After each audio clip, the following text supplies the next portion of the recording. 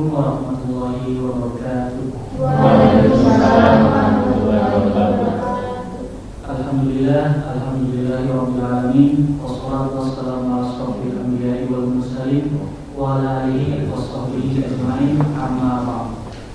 Pertama-tama dan yang paling utama, marilah kita panjatkan puji syukur kehadirat Allah Subhanahu wa taala karena pada hari ini kita masih diberikan nikmat yang begitu luar biasa, khususnya nikmat iman, Islam dan ihsan.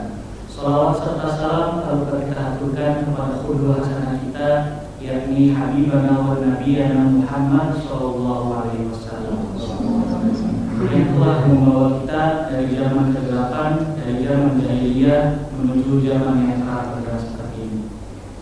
Baik anak-anakku yang mencintai oleh Allah Subhanahu wa taala, pada kesempatan pagi hari ini kita akan memulai acara pendidikan karakter melalui pesantren kilat daring dengan mengusung tema membentuk generasi muda Islam yang cerdas dan berkarakter mulia di era milenial.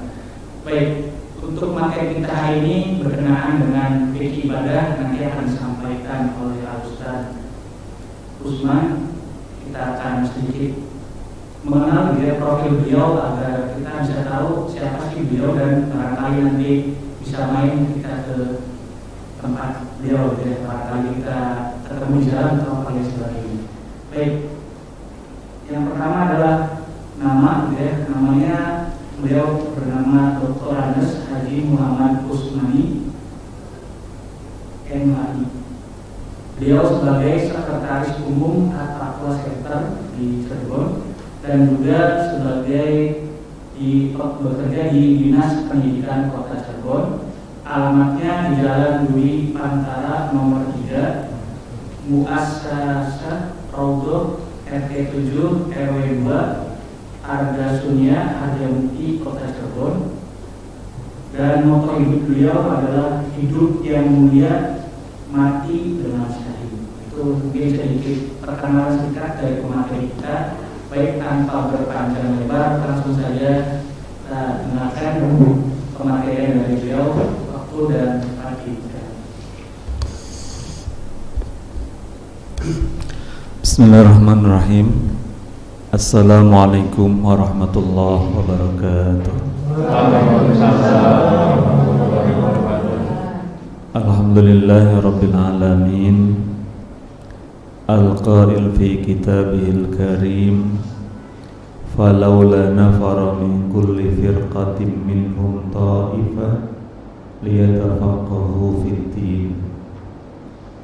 Wassalatu wassalamu ala rasulina Muhammadin al-qail fi hadithi man yuridillahu bihi khairan yufaqihu fid-din wa ala alihi wa ashabihi wa mawala wa man tabi'ahum bi ihsan ila yaumiddin.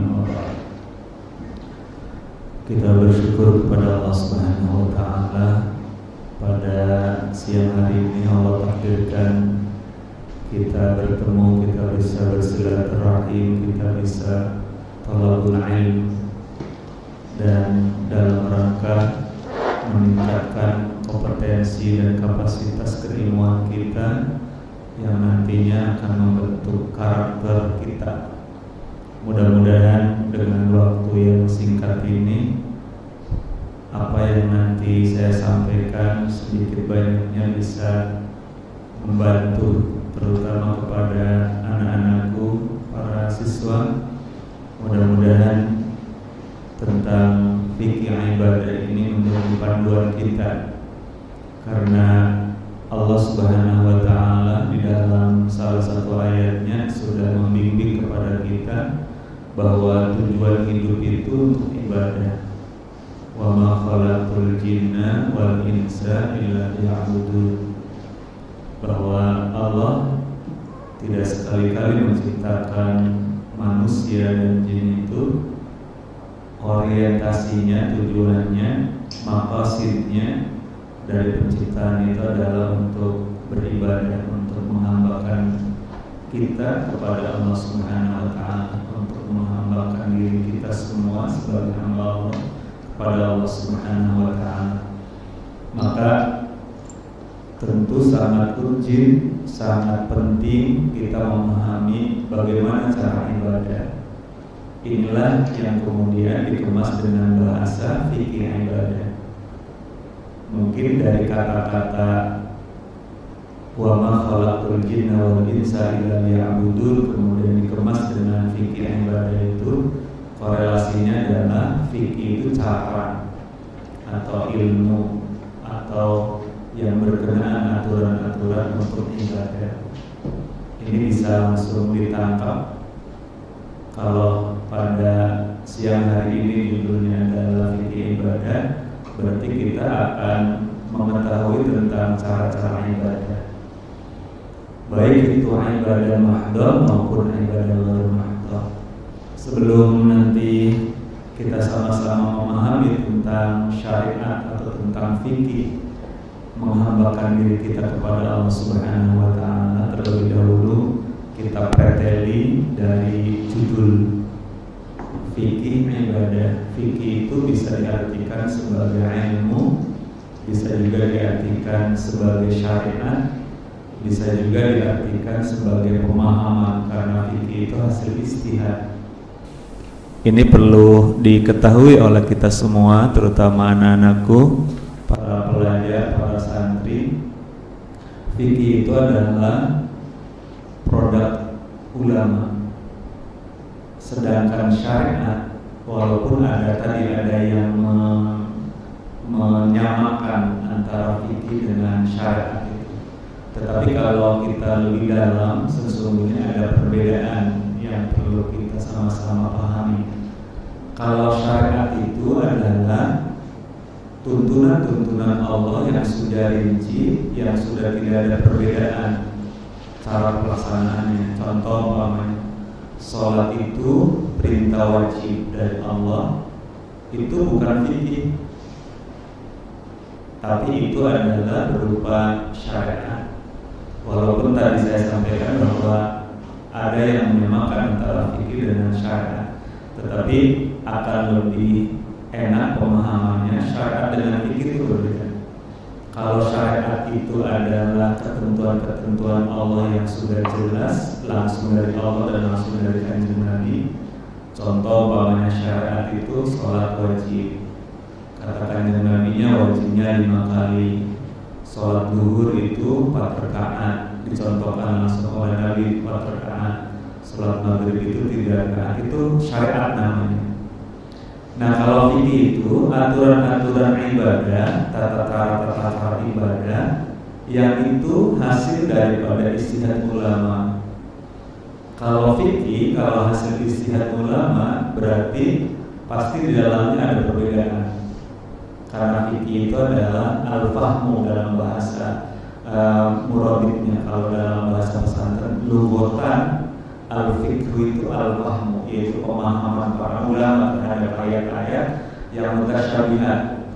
Mana ayat yang mutasyabihat itu? Ayat yang masih mutlak, ayat yang mustarok, ayat yang masih mubham, ayat yang masih mutlak, itu namanya ayat-ayat yang masih mutasyabihat. Nah, kemudian ulama mengistihadi, ulama memahami dari ayat-ayat itu namanya fikih. Mana diantaranya yang fikih? Sholat itu wajib, dan salah satu kewajibannya salah satunya takbir. Itu syariat itu.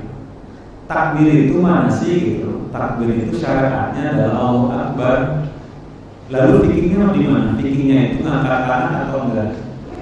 Ngangkat tangannya setinggi apa? Apa tidak usah ngangkat tangan, langsung ngejejer saja?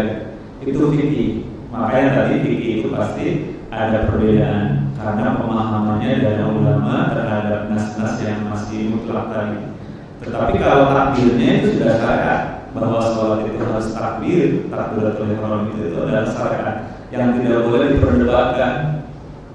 Nah, yang fikih itu adalah yang ulama berbeda pendapat, yaitu salah satunya umpamanya tentang ngangkat tangannya. Yang lain umpamanya sholat itu syaratnya harus suci, itu sudah syariat itu. Tetapi apakah bersentuhan antara laki-laki dan perempuan itu membatalkan atau tidak, artinya harus wudu lagi atau tidak, itu sudah fikih. Karena di dalam Al-Qur'annya Allah mastumun nisa itu sentuhan. Kemudian ada yang mengartikan bahwa sentuhan itu bukan sentuhan seperti ini, yang dimaksud adalah yaitu hubungan suami istri yang membatalkan. Nah, pemahaman antara satu ulama dengan ulama yang lain yang berbeda tadi itu namanya fikih. Tapi kalau sholatnya mah bahwa sholat itu harus suci dari hadas kecil dan hadas besar, itu sudah syariat itu. Makanya tadi saya sampaikan bahwa syariat itu ada yang mengidentikan dengan fikih. Tapi kalau lebih dalam sih sebenarnya berbeda. Kalau syariat itu tidak boleh diperdebatkan, tetapi kalau yang fikih itu masih memungkinkan bisa diperdebatkan karena al-fahmu tadi. Fikih ibadah berarti pemahaman tentang ibadah di poin-poin tertentu oleh ulama itu pasti berbeda. Dan sekalian bisa dipahami ya. Jadi apa sih bedanya antara syariat dengan fikih itu? Gitu. Tadi ada ulama yang menyamakan identik, tetapi ada ulama juga yang membedakan, memisahkan. Kalau syariat itu tidak boleh diperdebatkan karena itu sudah langsung dari Allah. Tetapi kalau fikih itu adalah tangkapan atau pemahaman para ulama terhadap ayat-ayat tertentu yang masih mutasyabihat namanya. Mutasyabihat itu apa sih? Masih multi tafsir, masih multi pemahaman. Memahami ayat itu berbeda-beda. Contoh tadi, Allah mastumun nisa itu bersentuhan. Ada yang mengartikan sentuhan ya mutlakul nas, sentuhan seperti apapun kalau laki-laki perempuan itu batalkan wudu. Tapi ada yang memahami lagi, ada yang memfikirkan lagi, yang dimaksud dalam mastun yang membatalkan wudu itu adalah yaitu hubungan suami istri. Ada juga yang tengah-tengah, bukan hubungan suami istri dan juga bukan sekedar sentuhan, tetapi sentuhan, tetapi yang ada sernya, ada rasa di hatinya. Itu pemahaman, itu fikih namanya tentang batalnya wudu itu. Itu yang pertama tentang pemahaman fikih. Ya. Kemudian kalau ibadah itu apa sih? Gitu. Kita memahami judul dulu. Fikih ibadah. Kalau ibadah itu apa sih? Gitu. Kalau ibadah itu kalau secara bahasa al-khudu, ada yang mengartikan juga at-ta'ah, ada yang mengartikan di dalam bahasa Arab biasanya ada kata-kata sami'na wa ata'na. Ya pokoknya tunduk itu adalah ibadah. Itu secara bahasa. Jadi ketika kita taat kepada siapapun, itu secara bahasa ibadah. Contoh umpamanya kita disuruh sama orang tua kita beli nasi goreng, kemudian kita melakukannya, berarti kita lagi ibadah secara bahasa karena taat. Kata guru, ayo kalian pada sholat duha di waktu duha, kemudian kalian mengikuti perintah guru, instruksi guru, itu namanya ibadah. Selain sholat duhanya juga ibadah, tetapi mengikutinya itu adalah secara bahasa disebut ibadah. Kalau secara istilah dalam ilmu fikih, ibadah itu adalah fi'lu ma yardahu ya kullu ma yardahullah. Fi'lu ma yardahullah, mengerjakan sesuatu yang disenangi oleh Allah. Jadi apa saja yang Allah senang kepada kita itu disebut ibadah. Baik itu dilakukan oleh hati kita, baik itu dilakukan oleh lisan kita, maupun dilakukan oleh harta kita termasuk di dalamnya, termasuk juga yang dilakukan oleh badan kita. Jadi nanti ibadah itu ada yang dilakukan oleh hati, ada yang dilakukan oleh badan kita, ada yang dilakukan dengan harta kita, ada juga yang dilakukan dengan yaitu lisan kita. Ibadah itu seperti itu. Nah, ketika kita melakukan di antara 4 atau 4-4-nya ini, kemudian di situ Allah senang, di situ Allah ridho kepada kita, maka itu yang disebut ibadah. Berarti kalau kita melakukan sesuatu yang tidak disenangi oleh Allah, berarti itu adalah sebuah maksiat, pembangkangan, atau disebutnya adalah maksiat. Kalau tadi yang ikut dengan perintah Allah atau menjauhi larangan Allah, kemudian Allah senyum kepada pelakunya, baik itu ibadah lisan kita, ibadah hati kita, ibadah mal kita, kemudian ibadah fisik kita, kemudian Allahnya senang, maka itu disebutnya adalah yaitu ibadah. Kalau kita melakukan yang dilarang, berarti Allah tidak senang, berarti itu namanya maksiat. Itu pemahaman ibadah dulu, fikih kemudian ibadah. Paham ya? Kalau fikih tadi pemahamannya, kemudian ini ibadah itu pokoknya ketundukan, ketaatan itu secara bahasa itu ibadah. Tetapi yang dimaksud ibadah di dalam konteks pelajaran fikih ibadahnya adalah setiap perbuatan apapun, baik itu hati, lisan, anggota badan kita, kemudian juga harta kita, kemudian Allah senang ketika kita melakukan dengan harta kita, dengan lisan kita itu, maka disebutnya ibadah. Ketika lisan kita berucap membaca Al-Quran, Allah senang membaca ketika kita membaca Al-Quran, karena Allah mewahyukan Al-Quran itu adalah salah satu fungsinya untuk dibaca, untuk ditilawah, taratil Qur'ana tartila. Itu kan berarti perintah Allah. Kalau kita membaca Quran berarti otomatis Allah senang, Allah ridho. Berarti ibadah lisan kita. Kemudian ketika kita sholat, ketika kita tawaf, ketika kita sya'i, ketika kita balang jumrah, itu adalah perintah Allah. Ketika haji, ketika sholat kita kemudian bergerak, ruku, sujud, berdiri, i'tidal dan sebagainya. Ketika kita melakukan itu Allah senang, Allah ridha, maka itu berarti ibadah kita melalui gerakan badan kita. Kemudian ketika kita bersedekah, ketika kita mengeluarkan zakat, Allah senang karena Allah memerintahkan kepada kita untuk bersedekah dan berzakat itu, maka disitulah disebut dengan ibadah. Kemudian yang terakhir, ketika kita niat untuk melakukan kebaikan walaupun belum dilakukan, dalam salah satu hadis itu Allah sudah catat sebagai ibadah kalau niatnya baik, sebagai ibadah kita 1 poin. Kalau niatnya baik kemudian kita lakukan, maka dicatat oleh Allah yaitu 10 kebaikan bahkan lebih. Nah itu adalah yang dikerjakan oleh hati, baru niat saja, berkeinginan saja untuk melakukan kebaikan yang Allah ridhoi, maka itu adalah ibadah yang hati tadi. Itu definisi terlebih dahulu. Kemudian fikih atau syariat, bahasa yang tadi bisa dipisahkan atau disamakan tadi gitu. Kenapa fikih itu disyariatkan buat kita? Kenapa syariat itu disampaikan untuk kita? Ini perlu jadi catatan kita. Syariat diturunkan melalui Al-Quran dan Al-Hadis, atau fikih diturunkan melalui pemahaman ulama terhadap Al-Quran dan Al-Hadis itu tujuannya adalah bukan untuk Allah. Ibadah juga sama, bukan untuk Allah, tapi tujuannya adalah untuk kita.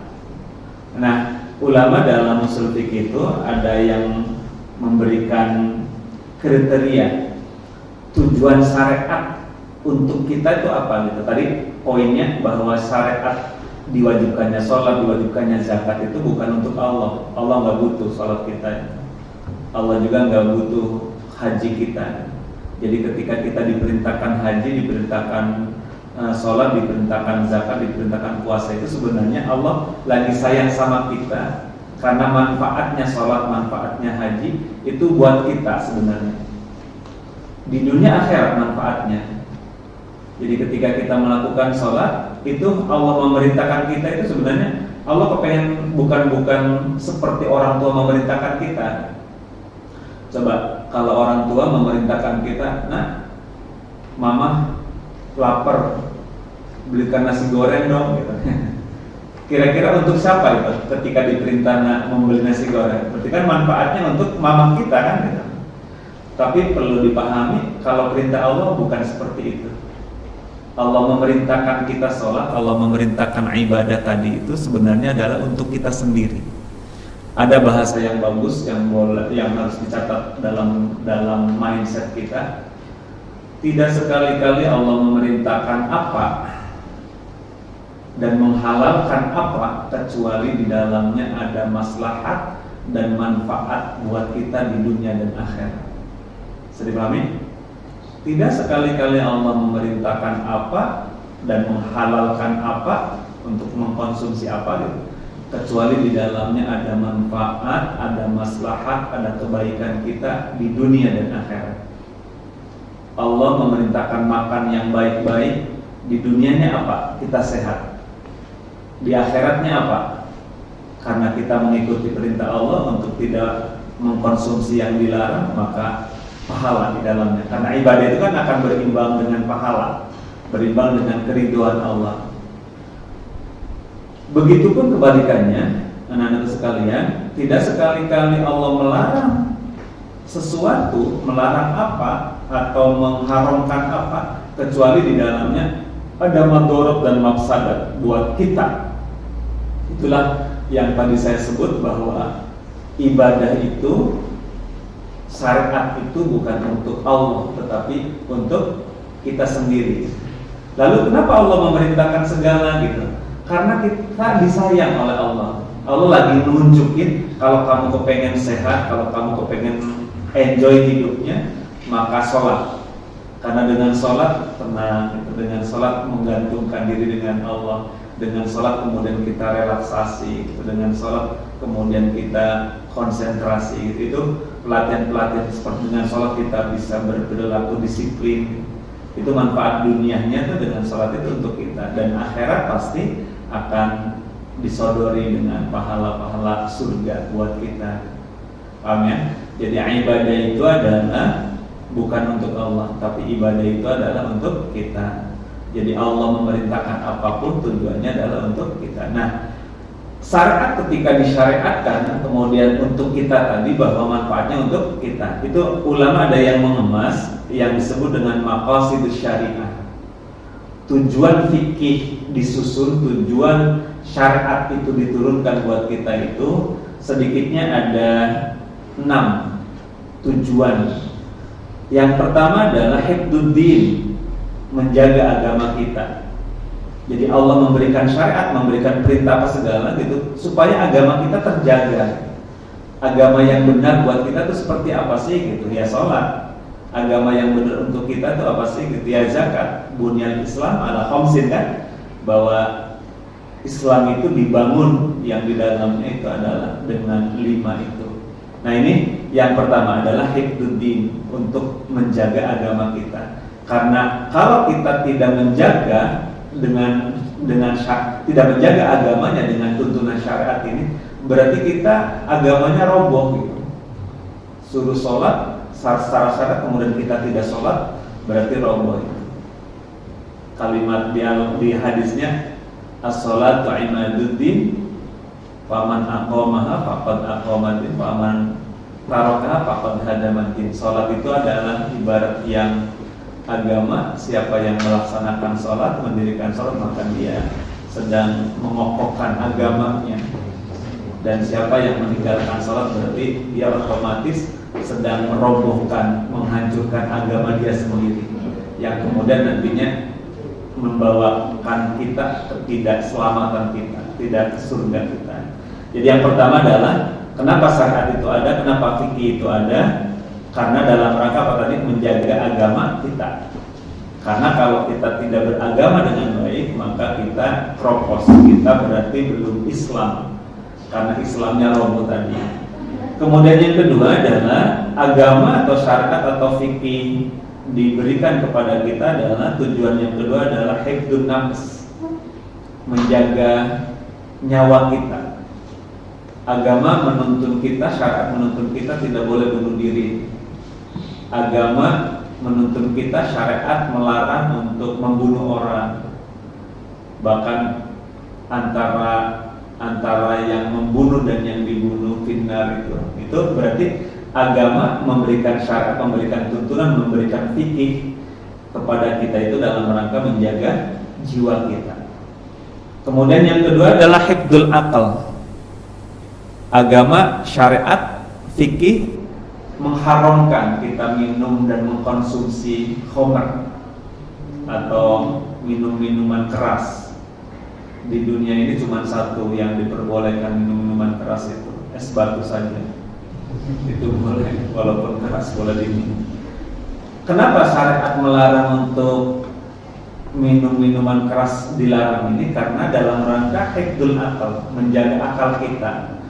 Dalam penelitian ketika orang sudah nyentuh dengan minum minuman keras, maka sel-sel di otaknya sudah hancur itu.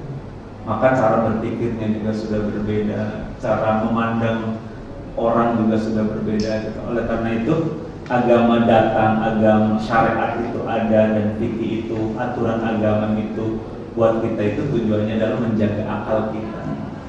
Kalau kita mengkonsumsi itu, maka akal kita nanti tidak waras. Kemudian yang berikutnya adalah hifdzun nasl. Syariat fikih haram hukumnya yaitu berzina. Itu kan syariat, itu kan fikih. Kenapa syariat melarang kita untuk bebas hubungan itu? Karena dalam rangka menjaga keturunan.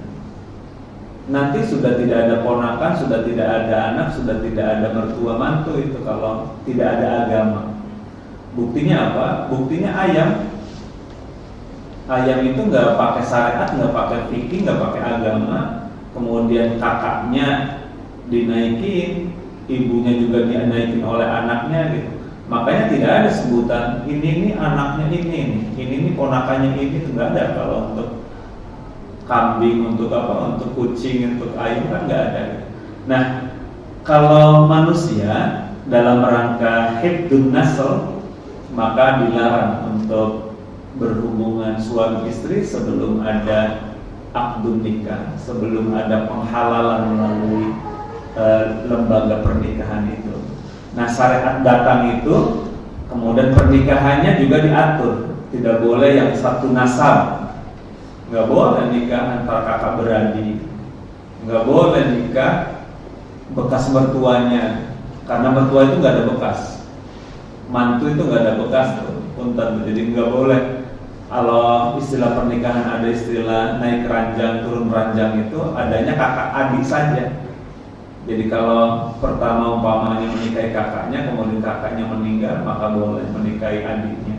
Tetapi kalau menikahi anaknya, si janda umpamanya gitu, kemudian anaknya meninggal, kemudian lompat ranjang kepada mertuanya gitu. Itu namanya lompat ranjang, bukan naik. Istilah naik ranjang dan turun ranjang itu kakak beradik. Berarti kan kalau mertuanya lompat gitu, nah itu tidak boleh. Haram hukumnya, karena mertua itu tidak ada bekas. Mertua itu tidak bekas, termasuknya adalah mahram mu'abbad namanya kalau dalam bahasa fikih. Mahramnya itu selamanya, walaupun cerai, walaupun meninggal yang kita nikahi itu tetap mertua itu tetap menjadi mertua kita, dan mertua itu bagian daripada mahram. Nah, itu syariat mengatur tentang pernikahan, syariat mengatur tentang hubungan suami istri itu tujuannya adalah hifdzun nasl, yaitu menjaga keturunan.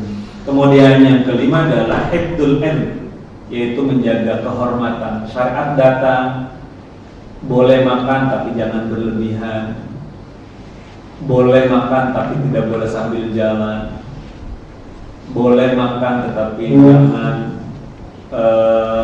sambil berdiri umpamanya, kecuali ada pesta berdiri ya. Standing party itu kan berarti kan pestanya berdiri gitu.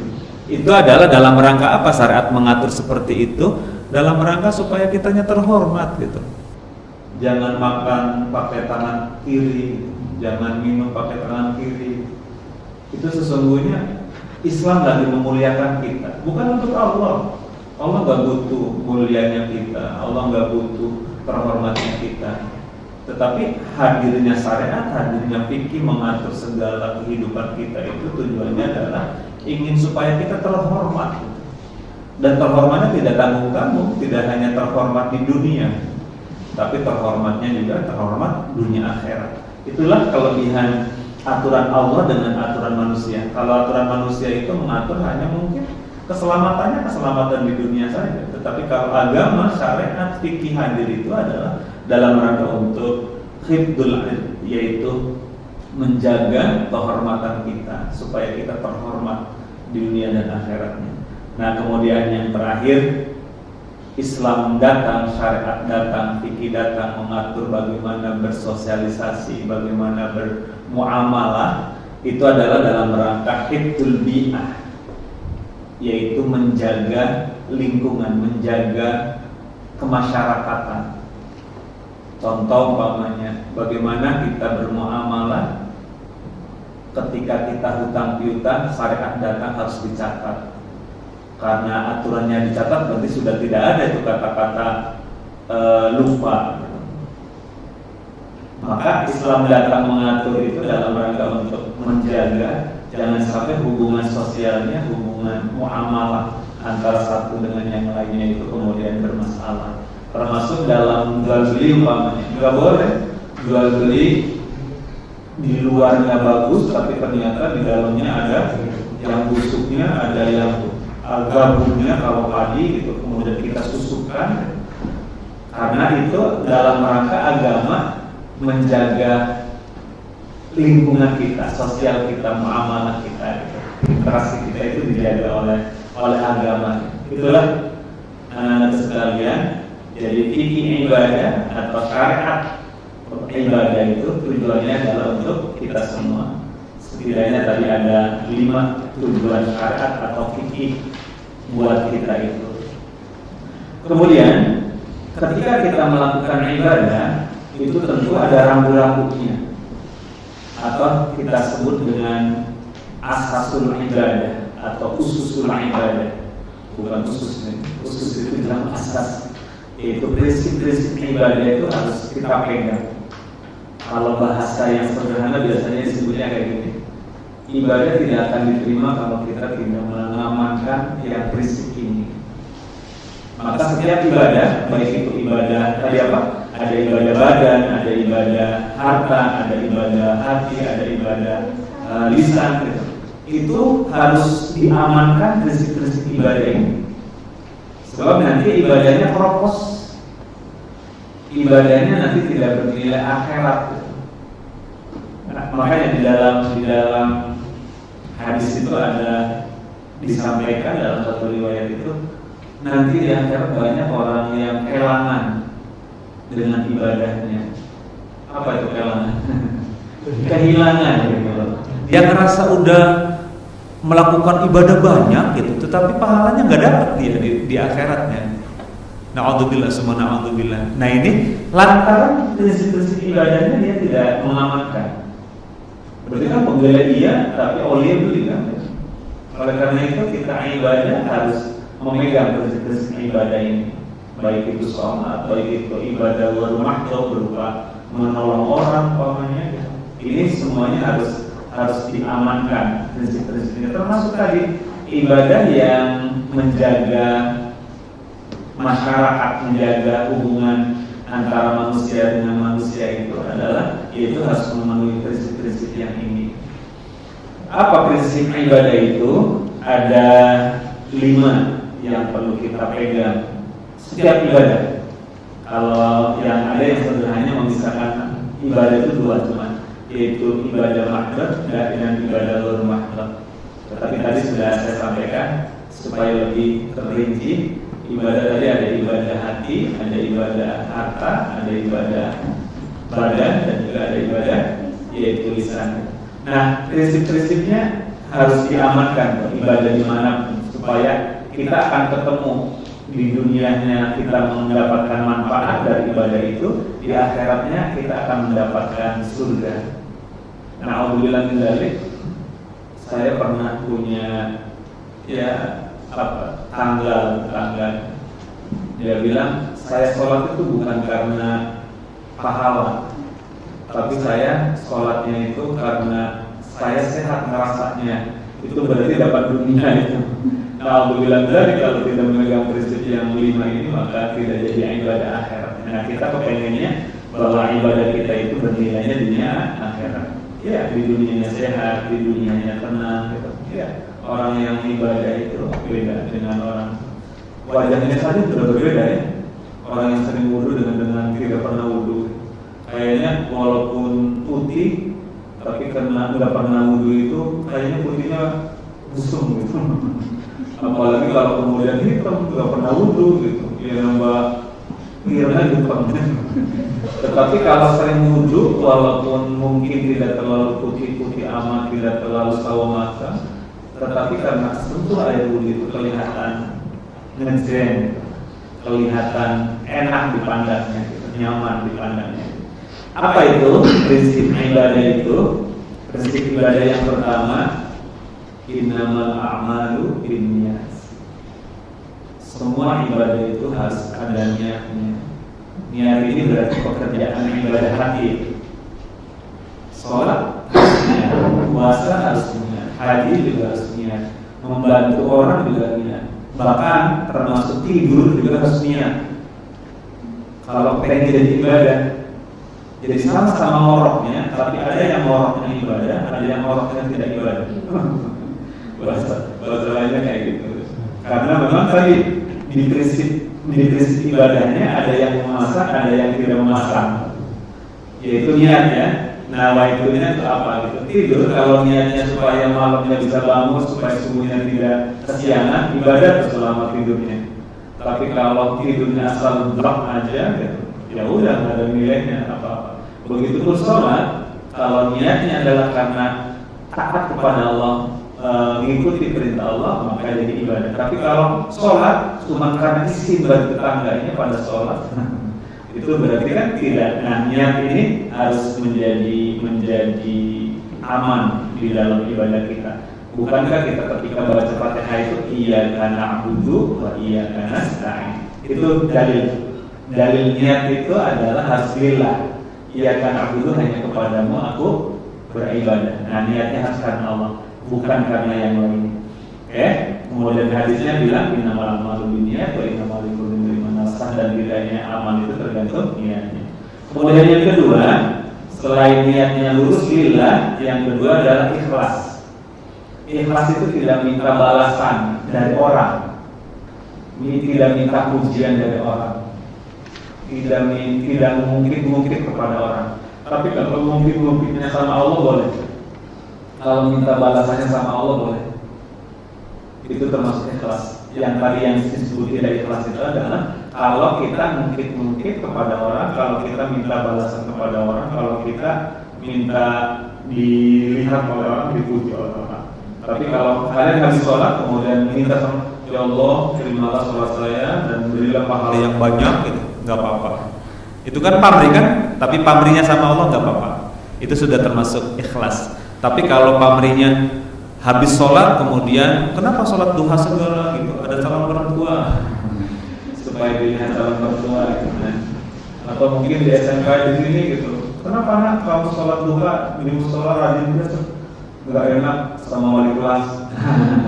Itu kalau sudah nggak enak sama wali kelas itu berarti tidak ikhlas.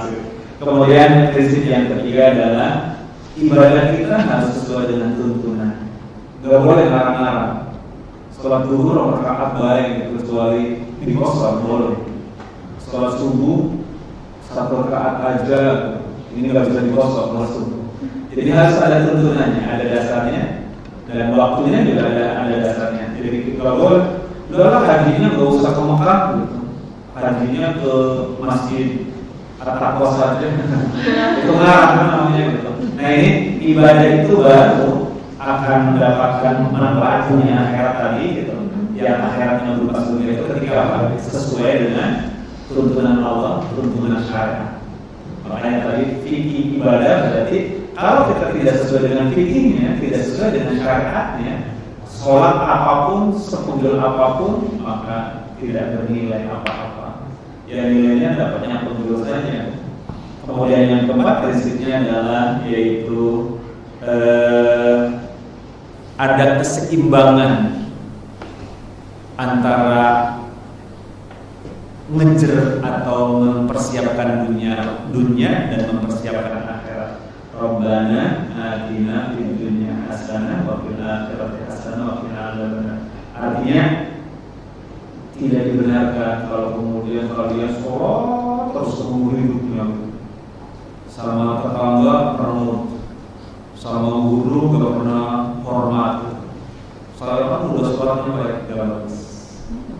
Ibadah itu harus seimbang antara fikih muamalah dengan sama manusia dengan fikih atau syariat hubungan dengan Allahnya. Kemudian yang terakhir prinsip ibadah adalah tidak boleh berlebihan. Segala apapun kalau sudah berlebihan itu tidak baik.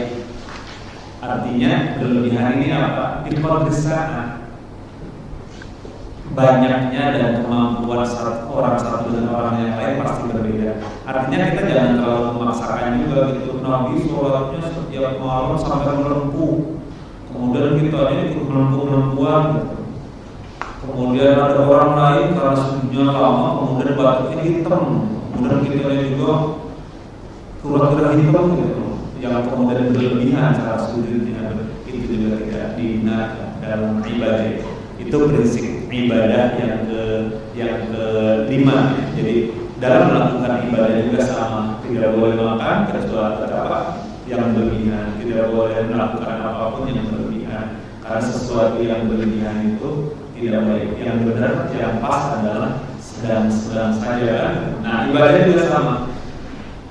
Kita harus beribadah itu harus enjoy, merasa senang. Punten.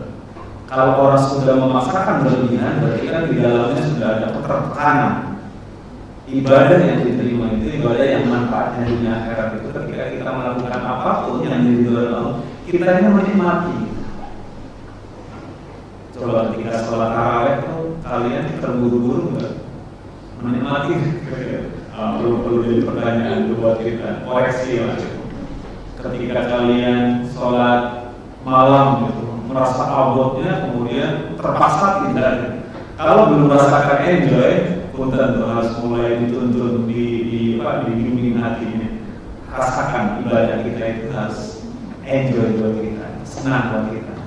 Yang terakhir sekali, ibadah yang teristimewa adalah yaitu senang melakukan apa yang diridhoi oleh Allah Subhanahu wa taala. Dan ibadah istimewa yang keduanya adalah menyenangkan kepada orang lain. Mungkin bahasa yang lainnya, ketika kita senang dengan syariat, kemudian kita mengamalkannya sebagai ibadah kita, kemudian kita merasakan dia senang, nyaman, disitulah ibadah sudah istimewa. Kalau kita masih merasa tertekan, masih merasa terpaksa, masih merasa pengen dipuji oleh orang, di situ tanda-tandanya kita belum memenuhi prinsip ibadah yang istimewa. Amin. Mudah-mudahan ibadah kita diterima. Ibadah kita juga salah satunya dalam prinsip-prinsip ibadah itu harus kita pegang dalam melakukan ibadah apapun, termasuk sholat, puasa, termasuk juga ibadah yang bermakna bermuamalah dengan orang. Niatnya yang lurus, tidak bukan karena orang tetapi karena Allah. Kemudian juga ikut tuntunan Allah dan Rasulnya itu harus diamankan, termasuk ikhlas, termasuk jangan berlebihan, termasuk harus seimbangkan dunia akhirat itu harus kita amankan, sehingga insya Allah ibadah kita tidak sia-sia, ibadah kita tidak hanya mendapatkan dunia tetapi dunia akhirat. Amin ya rabbal alamin. Itu ringkasan sekilas tentang fikih ibadah yang harus kita amankan. Sementara barangkali nanti ada pertanyaan dari anak-anak sekalian, dikembalikan waktunya kepada moderator. Terima kasih kepada Ustaz yang sudah menyampaikan materinya tentang fikih ibadah. Tadi sudah dijelaskan berkaitan dengan definisi dari fikih hukum ibadah dan juga syariat, berkaitan dengan apa yang harus kita lakukan dengan lisan kita, hati kita, amal kita, dan juga visi kita, dan juga tujuan dari syariat itu diadakan. Dan terakhir adalah tentang prinsip di dalam ibadah. Baik, maka barangkali ada pertanyaan dari siswa-siswi SMA ini, dipersilakan untuk mengacungkan tangan, sebutkan nama dan juga kelas dan juga pertanyaan. Oke. Bismillahirrahmanirrahim. Assalamualaikum warahmatullahi wabarakatuh. Waalaikumsalam warahmatullahi wabarakatuh. Perkenalkan, nama saya Agustinta dari kelas 11 OTKP 1. Mohon izinkan saya untuk bertanya, Pak. Pak, bagaimana sih caranya bersuah secara lahiriah maupun batiniah. Bersuah. Suah.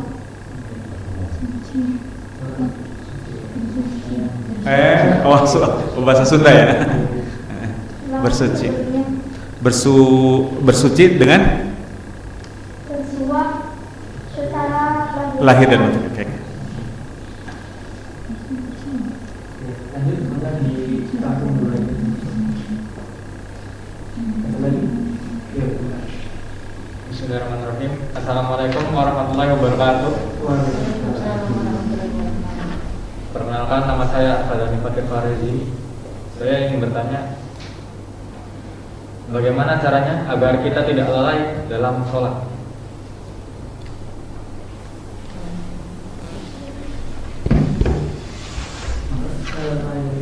Bismillahirrahmanirrahim. Assalamualaikum warahmatullahi wabarakatuh. Waalaikumsalam warahmatullahi wabarakatuh.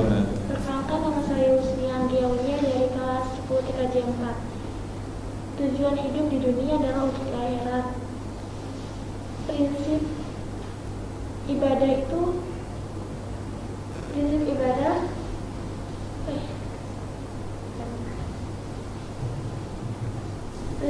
itu harus seimbang. Bagaimana caranya untuk bisa seimbang perkara terkait dunia dan akhirat, sehingga kelak bisa sukses di dunia dan akhirat. Terima kasih. Wassalamualaikum warahmatullahi wabarakatuh.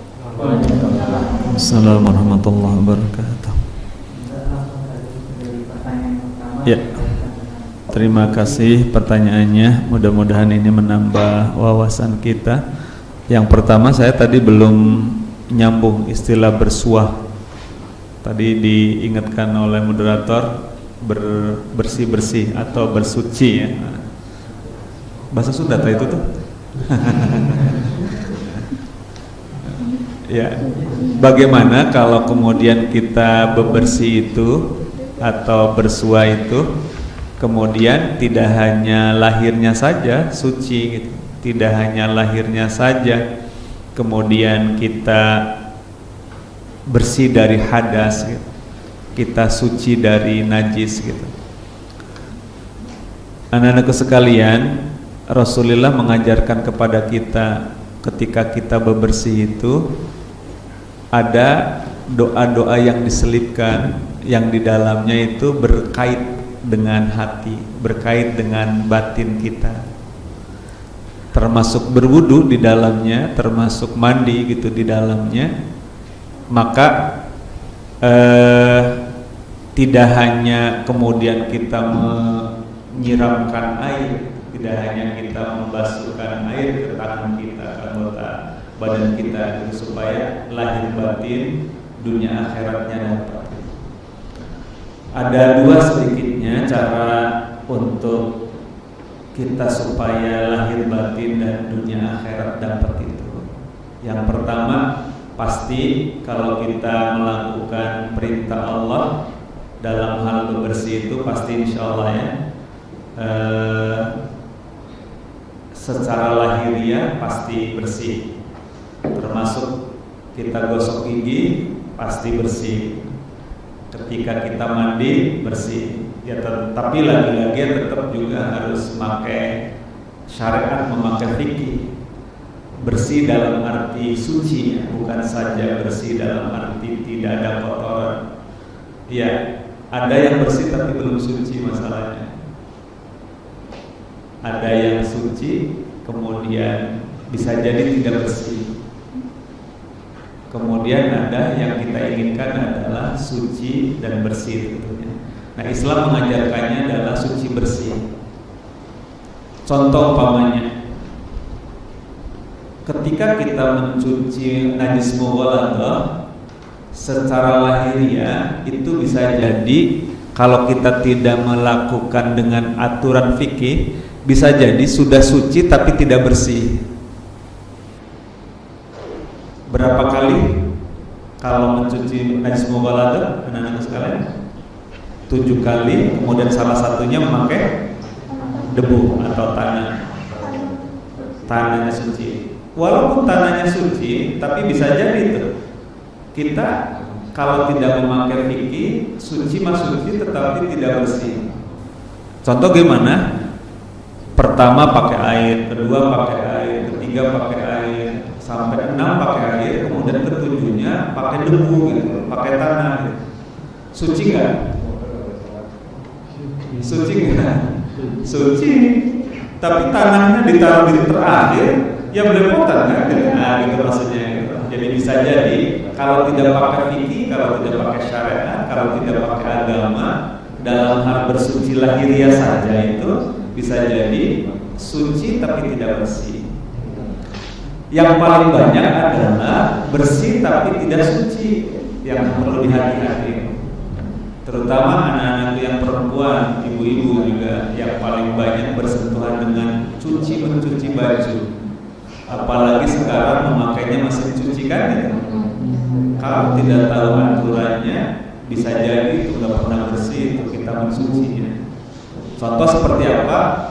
Ada celana, ada macam-macam, kemudian salah satu saja ada najisnya, kemudian kita rendam barang-barang di situ, kemudian kita putar di situ, kemudian ketika sudah diputar, kemudian dibuang airnya, kemudian setelah dibuangannya, kemudian ditaruh di pengering itu yang untuk mengeringkan. Kalau caranya cuma seperti itu tadi belum suci itu. Walaupun sudah digiling beberapa kali sabunnya pakai rinso bisa. Rinso itu kan falsafahnya mencuci sendiri kan masalahnya. Iklan mencuci sendiri. Jadi ketika kita caranya cuma kayak tadi, dimasukkan barang-barang yang ada najisnya, kemudian diputar, kemudian direndam, kemudian langsung dikeringkan, itu pun tentu belum suci. Kenapa? Kalau airnya kurang dari 2 bulan, maka kena najis walaupun sedikit, maka najis semua. Sedangkan tadi tidak ada proses untuk pembilasan, kan berarti masih ada di dalam najis di situ. Ketika masih ada unsur basah itu otomatis di situ ada najis. Itu namanya bersih tapi tidak suci. Nah, Islam itu menganjurkan harus bersih dan suci. Mencuci najis mughalladhah diharapkan debunya pertama atau tengah. Diatur dalam fikih seperti itu, jangan yang terakhir gitu. Itu dalam rangka supaya suci dan bersih. Kemudian ketika kita membasuh badan apa segala supaya bersih dan suci juga disiramnya harus berapa kali itu kan, itu juga tuh bagian daripada suci dan bersih dalam hati lahiriah. Kemudian bagaimana supaya dapat akhiratnya juga, batinnya juga kita bersih gitu. Pertama lagi-lagi di prinsip ibadah. Yang pertama niatnya. Kita gosok gigi itu ada yang ibadah, ada yang tidak. Di dunianya dapat, tetapi akhiratnya nggak dapat gosok gigi itu. Punten anak-anak sekalian, saya tanya, ketika gosok gigi, pertanyaannya niatnya apa? Supaya apa kalian gosok gigi? Supaya bersih giginya, supaya slim giginya, supaya sehat giginya, supaya apalagi kuat giginya. Apunten. Itu berarti niatnya karena untuk dirinya sendiri. Itu berarti bukan karena Allah. Maka kalian belum suci akhirat. Karena niatnya masih karena dirinya sendiri. Termasuk kenapa gosok gigi? Saya nggak enak kalau mau bersama guru, kemudian ada baunya atau ada warna cabenya. Nah itu ketika gosok gigi alasannya karena nggak enak sama guru, itu masih baru membersihkan dohirnya saja, belum sampai membersihkan akhiratnya dapat. Lalu bagaimana supaya dapat lahir batin tadi? Caranya adalah nawaitunya ketika gosok gigi karena ngikut perintah Kanjeng Nabi, karena meneladani Allah. Innallaha yuhibbul mutatahhirin. Kemudian kata Nabinya, laula an asyqa 'ala ummati la amartuhum bisiwak. Kalau saja tidak khawatir nanti memberatkan kepada umatku, perintahkan umatku untuk selalu bersiwak menggosok gigi. Nah, kalau kita di dalam hatinya nawaitunya pengen ikut Allah dan ikut Kanjeng Nabi, lahir batin. Giginya bersih, batinnya bersih karena dicangkolkan sama Allah sama Kanjeng Nabi gitu. Kemudian di akhiratnya dapat pahala. Itu yang pertama. Jadi nawaitunya dulu. Kemudian yang kedua, coba supaya dapat lahir batin itu selain nawaitu tadi sudah ya yang perlu ke akhiratnya.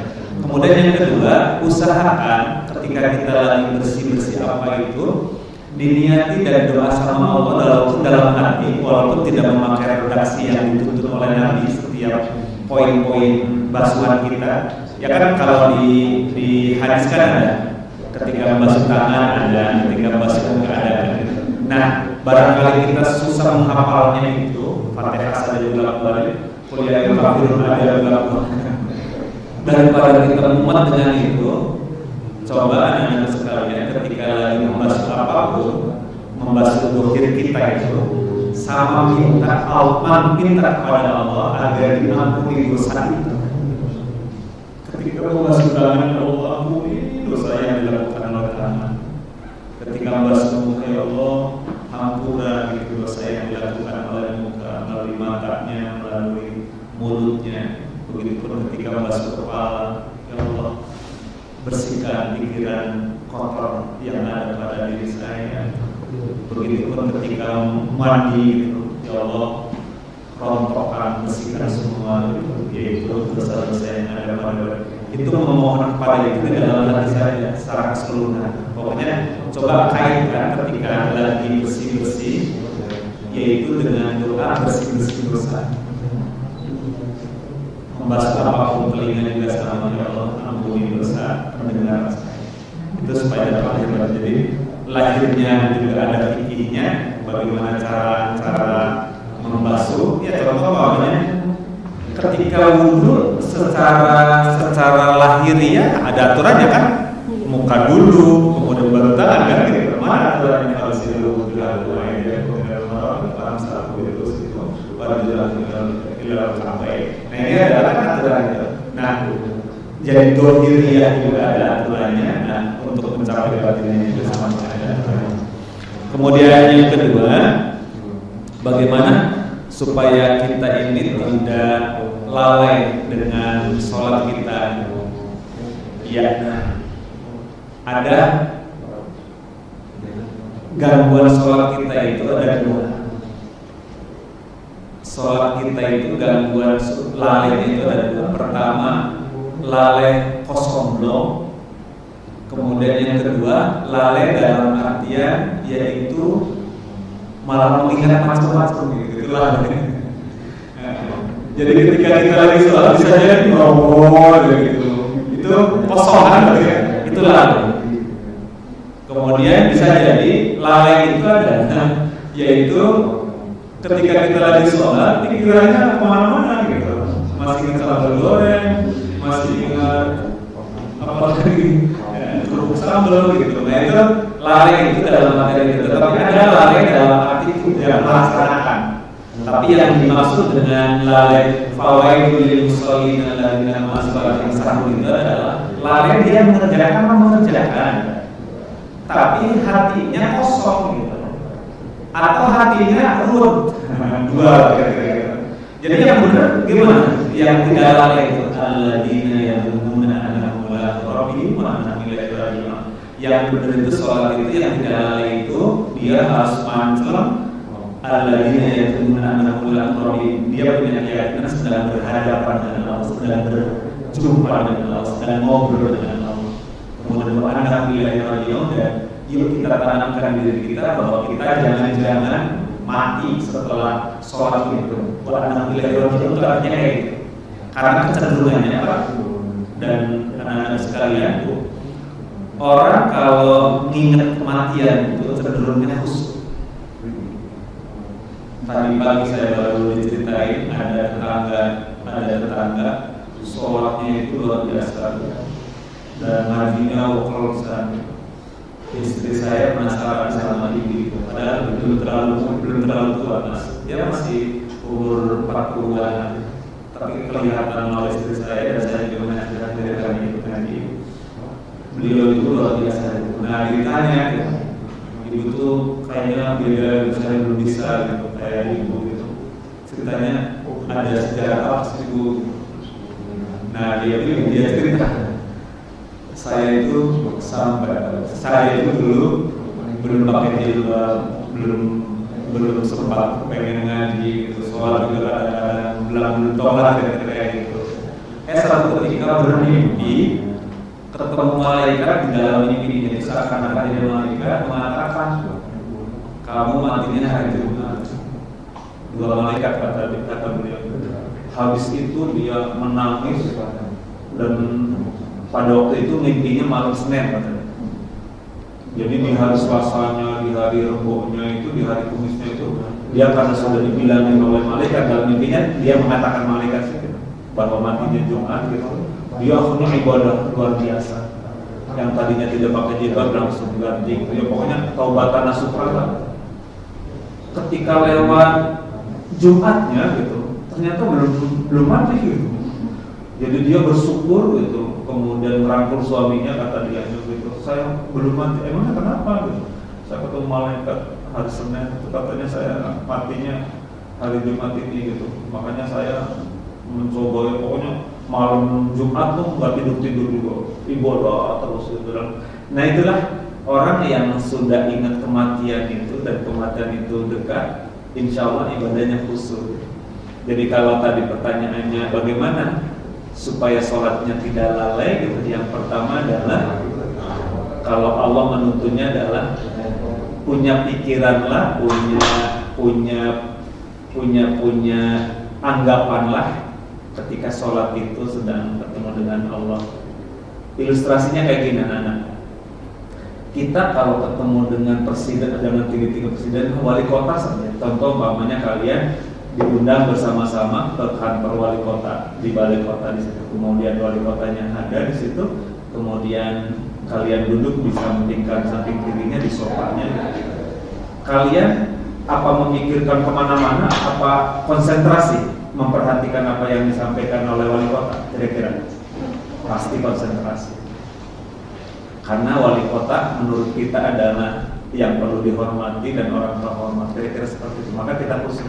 Nah kita harus punya perasaan kita ini sedang bertemu dengan yang punya wali kota, yang punya presiden. Apalagi kalau kita diundang ke Pak Jokowi kan, kayak satu minggu sebelumnya juga kayak nggak bisa tidur kan gitu.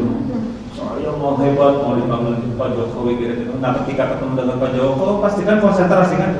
Itu cara supaya tidak lalai itu.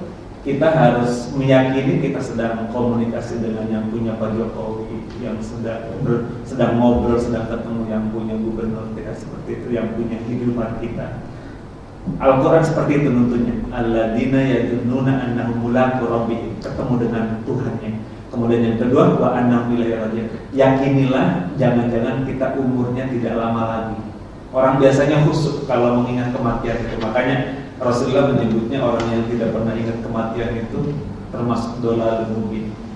Jadi kita harus ingat kematian. Imam Al-Ghazali pernah bertanya kepada santrinya, siapa yang paling dekat dengan kalian? Ada yang jawab emaknya, ada yang jawab kakaknya, ada yang jawab bapaknya, ada yang jawab nenek kakeknya. Kata Imam Al-Ghazali, tidak, yang paling dekat dengan kalian adalah kematian. Karena mati itu tidak miskol dulu, dan mati itu tidak melihat muda dulu. Jadi bisa jadi antara anak-anak dengan saya di luar kalian, dan bisa jadi saya yang akhirat, kalian yang awal, atau dibalik, bisa jadi saya yang akhirat, kalian yang sama. Jadi kematian itu dekat dan tidak lihat umur, tidak melihat sakit dulu, tidak melihat pensiun dulu, tidak melihat apapun. Maka paling, dan itulah cara terbaik untuk menghadirkan kekhusyuan supaya tidak lalai. Satu lagi, untuk menseimbangkan antara dunia akhirat itu, ya perintah Allah dan doa kita sebenarnya sih. Rabbana atina fid dunya hasanah wa fil akhirati hasanah wa qina adzabannar. Itu pertama tuh. Bagaimana untuk menseimbangkan? Orang kita yang minta dia suruh seimbang, kenapa kita yang tidak menseimbangkan gitu. Jadi kalau dunia terus gitu, itu juga nggak benar. Tapi kalau ibadah terus dunianya tidak diberesin juga nggak benar juga. Bagaimana supaya seimbang? Yang pertama, ingat dengan doa kita bahwa doa kita adalah kepengen seimbang dunia akhirat, betul ya? Kemudian yang kedua alasannya adalah Allah masih kunci terhadap kesuksesan kita, baik kesuksesan dunia maupun akhirat itu adalah hidup seimbang. Mana kuncinya? Kata Allah, duribat alaihim dhillatu aina masuqifu illa bihablin minallah wa hablin minan-nas. Akan ditimpa kehinaan buat kita, tidak mulia kita, tidak sukses kita, tidak surga buat kita ketika tidak memperbaiki dua kunci. Apa itu dua kunci? Hablum minallah dalam arti ibadah, urusan akhiratnya, kemudian hablum minan-nas, urusan dunianya juga seimbang. Jadi tidak boleh tidak, kita harus kalau pengen sukses ibadah kita adalah ibadah kita itu tidak hanya dengan Allah. Jadi punten, sekolah itu bukan sekedar nambah ilmu, tetapi di dalamnya ibadah. Ngajar itu bukan sekedar menyampaikan ilmu nunggu tanggal muda. Makanya niatnya nanti harus lulus tadi itu kan. Tetapi di dalamnya adalah yaitu karena lagi beribadah hablum minan-nasnya. Iya. Bapak-bapak yang punya keahlian teknologi, punten niatnya juga jangan sekedar menunggu tanggal muda dapat honor, tetapi memfasilitasi transfer ilmu, memfasilitasi untuk berdakwah seperti ini juga ibadah. Yaitu ibadahnya adalah ibadah yang hablum minan-nas. Udah ya, pertanyaan 3 pertanyaan, mudah-mudahan sedikit banyaknya bisa menjawab apa yang diinginkan. Terima kasih. Barangkali masih ada waktu, mangga. Kalau sudah nggak ada waktu, mangga saya kembalikan lagi kepada moderator. Sekali lagi terima kasih kepada Nani yang sudah menyampaikan materinya berkaitan dengan fikih ibadah, di mana tadi ada sedikit kata yang menarik yang perlu kita garis bawahi, bahwa tidak sekali-kali Allah memerintahkan apa ataupun menghalalkan apa melainkan ada manfaat di dalamnya, dan tidak pula sekali-kali Allah melarang apa ataupun mengharamkan apa melainkan untuk kita bisa menghindari dari segala keburukan yang ada. Jadi artinya kita bisa berkesimpulan bahwa ibadah yang kita lakukan harus kita niatkan karena Allah Subhanahu wa Ta'ala, karena itu adalah kunci diterimanya semua amal ibadah kita. Mungkin itu saja yang bisa disampaikan untuk pesan pembicaraan kita pada hari ini. Semoga ada manfaatnya dan bisa diambil hikmahnya dan bisa diimplementasikan di dalam kehidupan sehari-hari. Kurang dan lebihnya mohon maaf karena waktu yang memisahkan kita. Akhirul kalam, assalamualaikum warahmatullahi wabarakatuh.